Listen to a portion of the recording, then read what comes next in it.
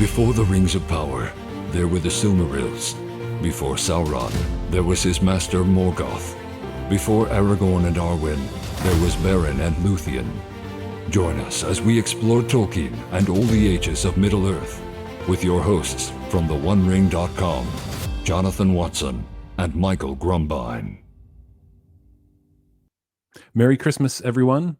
As you can see or hear, this episode is a little bit different. It's only me here. Michael's not here. Dan's not here. We've got the Christmas season bearing down on us, and we want to take a little time for our families. And so we have a little something extra special for y'all this week. Last year, you'll remember we did a special video of Tolkien's poem Noel that he published in 1936, but was only found in 2013 again. And we set that to music and some wonderful reading by Austin Robertson and some imagery. And that has been, relatively popular. We've gotten thousands of views again this year on it. And it's just a beautiful Christmas poem that Tolkien writes to celebrate the birth of our Savior. And this year we're going to do something a little bit different. We're going to focus on his letters from Father Christmas, which if you look in the video, you can see here's my 1999 edition from Houghton Mifflin. The new one looks a little bit better in my opinion, although I think the inside is exactly the same. These were letters that Tolkien wrote to his children starting in 1920 when I think his oldest son, John, was 3 years old. And he wrote these for 23 years. And these weren't just these, little aside letters. These were letters from Father Christmas that included an entire history, an entire mythology of the North Pole, the trials and travails, the good times, the bad times, the stories of where things come from. And so we can imagine that this is something Tolkien didn't do just in his off time, just didn't do when he had time between work and perhaps working on Middle-earth when he had the time. He spent an inordinate amount of time in order to create a world for his children. That meant writing songs, writing poems, drawing. You can see even on the back of this here, right here, there's the picture of Father Christmas he wrote. I think that was the first or second year.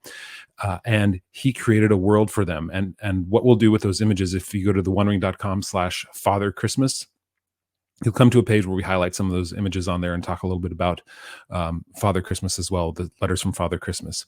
But he created an entire world, right? Because he can't do anything halfway. If he's going to go all in on Father Christmas, he's going to go all in. So there's languages, there's history, there's new characters. And so you get the North Polar Bear and his nephew cubs. Let me get this right. Paksu and Valkotuka.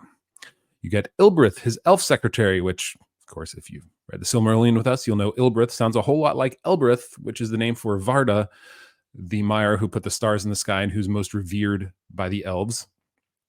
You have snow boys, who, of course, are the sons of snowmen. You have the man in the moon, who comes and has to fix the moon, I think, when it's broken into 4 parts, when probably the polar bear does something. I don't remember all the particulars of every single story, but we get those stories that the Northern Lights, which are obviously called the Rory Borealis fireworks that Santa keeps and sends up, and the polar bear accidentally sends up 2 years worth in one night. And these great stories of where things come from, of how the polar bear climbs the North Pole and breaks it, which you'll find out here in a little bit.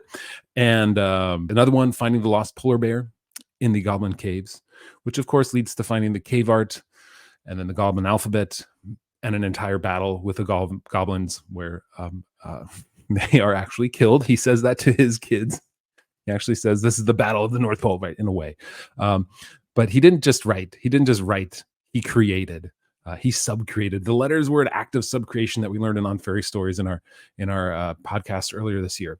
So without further ado, I want to show you and have you listen to. You can, if you go to YouTube, you can see our video of this letter from 1926, his Father Christmas letter to his kids, read by Austin Robertson. I'll put a link to his website below, who also read our Noel video and audio last year.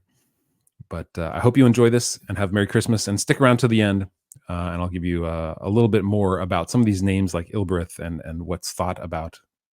Did that maybe influence Tolkien and Middle-earth, his letters from Father Christmas? But we'll talk about that. So here you go.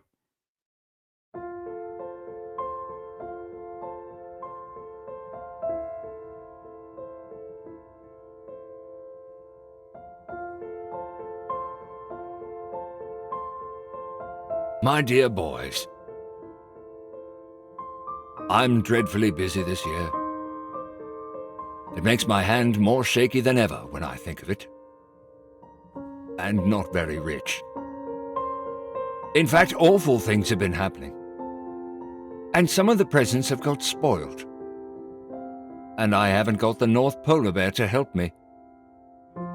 And I've had to move house just before Christmas. So you can imagine what a state everything is in. And you will see why I have a new address, and why I can only write one letter between you both. It all happened like this. One very windy day last November, my hood flew off and went and stuck on top of the North Pole. I told him not to, but the North Polar Bear climbed up to the thin top to get it down. And he did.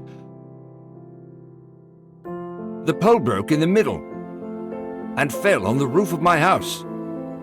And the North Polar Bear fell through the hole it made into the dining room with my hood over his nose.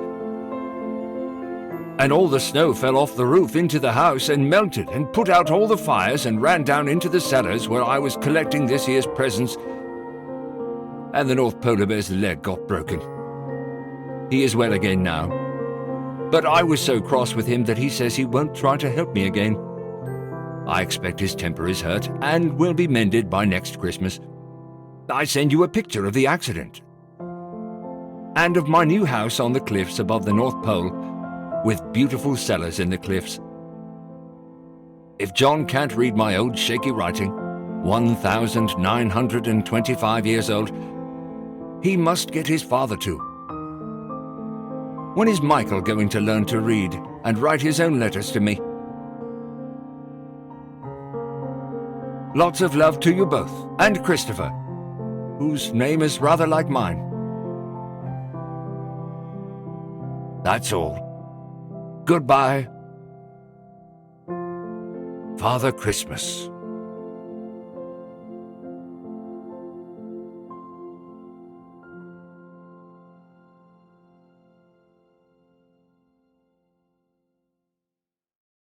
So again, thanks to Austin Robertson for reading that for us. I mean, I wish I had that voice. Clearly, I don't, because you listen to me probably far too often and you hear how I speak. So his voice is a wonderful boon to us.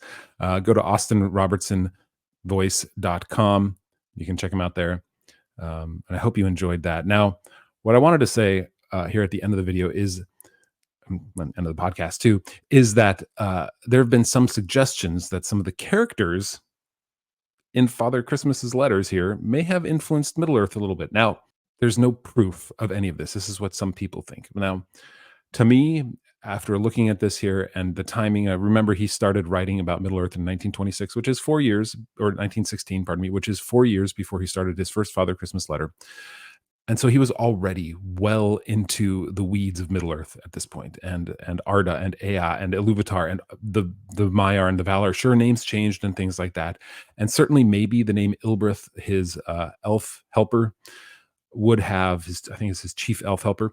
He would have thought that's a name that means something. But the word Ilbereth in here is more reflective of Middle-earth than putting Ilbereth into Middle-earth is reflective of the Father Christmas letters. So, you know, to say that these influenced Middle-earth, sure, maybe a little tiny bit, but I would say Middle-earth influenced these Father Christmas letters so much more than he ever would have in any other way, right? So it's sort of like, you know, you've got this massive rolling ball of Middle-earth and his legendarium that he's created, and you've got this tiny little thing that comes at the end of every year in Father Christmas. And if you put them together, one is going to smash the other, but it'll, you know, maybe get a little dent from the little teeny ball of Father Christmas's letters. But that big, massive Middle-earth is going to influence that little Father Christmas far more than the other way around. I don't see that holds water, but I hope you enjoyed it. I'll put up a solo video of this too, and I'll link to it below. For now, and yeah, have a very Merry Christmas. We'll see you after Christmas with a new video, again talking about some of the changes in the Lord of the Rings films compared to the books, and then next year somewhere in the middle of January, we will be starting a new story from Unfinished Tales. So I hope you join us for that. We're going to be nailing that down soon. And we're glad to have you along. And I'm not going to say what Michael usually says every time we do this. So thank you all for joining us, and I'll see you next week. Merry Christmas.